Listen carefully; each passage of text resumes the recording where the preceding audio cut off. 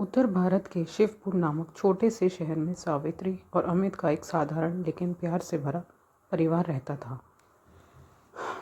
पैसों की कमी थी, पर रिश्ते में भरोसा और अपनापन था। दोनों एक दूसरे के सहारे जिंदगी की हर मुश्किल झेल लेते थे। लेकिन एक सुबह सब कुछ बदल गया। अमित के सीने में अचानक तेज दर्द उठा और वह जमीन पर गिर पड़ा। घबराई हुई सावित्री उसे शहर के सबसे बड़े अस्पताल लेकर भागी। जांच के बाद डॉक्टर ने गंभीर लहजे में कहा, दिल का बड़ा ऑपरेशन करना होगा, करीब 20 लाख रुपए लगेंगे। देर हुई तो जान भी जा सकती है। 20 लाख सुनते ही सावित्री के पैरों तले जमीन खिसक गई। उसने अपने गहने बेचे, रिश्तेदारों के सामने हाथ जोड़े, मगर मदद नाम मात्र की ही मिली। आईसीयू के बाहर बैठी वह बस एक ही बात दोहरा रही थी, भगवान मेरे सुहाग को बचा लो। तभी एक सीनियर डॉक्टर ने उसे अपने कैबिन में बुलाया। अंदर जाकर सावित्री सन रह गई।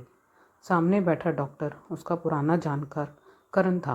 कॉलेज के दिनों से वह वही करण जिससे वह उसके गलत व्यवहार की वजह से दूरी बना चुकी थी। करण कुर्सी से पीछे झुकते हुए बोला, सावित्री, मैं तुम्हारे पति का इलाज बिना पैसों के करवा सकता हूँ, लेकिन मेरी एक शर्त है। डरी हुई सावित्री ने हाथ जोड़ दिए।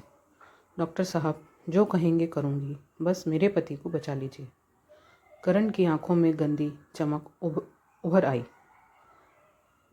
मुझे पैसे नहीं चाहिए, मुझे तुम चाहिए। एक रात मेरे साथ बिताओ, तब तुम्हारा पति बचेगा। सावित्री के सामने जैसे अंधेरा छा गया। एक तरफ आत्मसम्मान, दूसरी तरफ पति की जान। आईसीयू के शीशे के उस पार अमित की हालत बिगड़ती जा रही थी। आखिरकार एक पत्नी की मजबूरी जीत गई। वह रात उसकी ज़िंदगी की सबसे काली रात थी। करण ने उसे छुआ नहीं, लेकिन तानों, घमंड और अपमान से उसकी आत्मा को कुचल दिया। देखा, आज तुम्हारी कीमत बस 20 लाख है। सुबह होते ही उसने बेरुखी से कहा, अब जाओ, तुम्हारा काम हो गया। अमित का ऑपरेशन सफल हुआ। वह ज़िंदगी की जंग जीत कर घर लौट आया, लेकिन उसे नहीं पता था कि उसकी सांसों की कीमत क्या चुकाई गई है। कुछ दिन शांति रही, फिर सच ने दरवाज़ा खटखटाया। एक दिन करण खुद उनके घर आ पहुंचा और अमित के सामने सारी सच्चाई उगल दी। तुम्हारी पत्नी ने मेरे साथ रात बिताई है, अब वह मेरी है। अमित जैसे पत्थर का हो गया। सावित्री उसके पैरों में गिर पड़ी। मैंने ये सब सिर्फ आपकी जान बचाने के लिए किया। मेरे पास कोई और रास्ता नहीं था। मामला पंचायत तक पहुंचा। समाज ने वही किया जो अक्सर करता है, औरत पर उंगली उठाई। इसे गांव से निकाल दो, इसने समाज का मुंह काला किया है। सावित्री सिर झुकाए खड़ी थी। तभी अमित आगे बढ़ा। उसने सबके सामने अपनी पत्नी का हाथ कस कर पकड़ लिया। बस उसकी आवाज़ में ऐसा दम था कि पूरा गांव खामोश हो गया। जिस दिन मेरी जान पर बन आई थी, उस दिन तुम सब कहाँ थे? मेरी पत्नी ने अपने सुख के लिए कुछ नहीं किया, उसने मेरी ज़िंदगी बचाई है।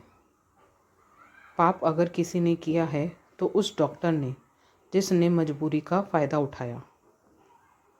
अमित यहीं नहीं रुका। अगले ही दिन अमित ने थाने में एफआईआर दर्ज करवाई। करण पर ब्लैकमेल, मेडिकल एथिक्स वायलेशन और प्रोफेशनल मिसकंडक्ट का केस दर्ज हुआ। जांच में एक और सच्चाई सामने आई। पता चला कि करण पहले भी 2 महिलाओं के साथ ऐसी ही हरकत कर चुका था। एक केस दबा दिया गया था और दूसरा पैसों के दम पर रफा दफा हो गया था। इस बार सबूत पुख्ता थे। अब सच सबके सामने आया। वही लोग जो सावित्री को बदचलन कह रहे थे, शर्मिंदा होकर उसके घर आए। एक औरत रोते हुए बोली, हमने तुम्हें गलत समझा। अगर हमारे पति की जान पर बन आती, शायद हम भी वही करते। कुछ महीनों बाद अदालत का फैसला आया। करण का मेडिकल लाइसेंस हमेशा के लिए रद्द कर दिया गया। अमित और सावित्री ने शिवपुर छोड़कर नवपुर शहर में नई जिंदगी शुरू की, सम्मान, सुकून और आत्मविश्वास के साथ। मजबूरी में उठाया गया कदम चरित्र तय नहीं करता। असली दोषी वह है जो मजबूरी का सौदा करता है, और असली इंसान वह है जो सच के साथ खड़ा रहता है।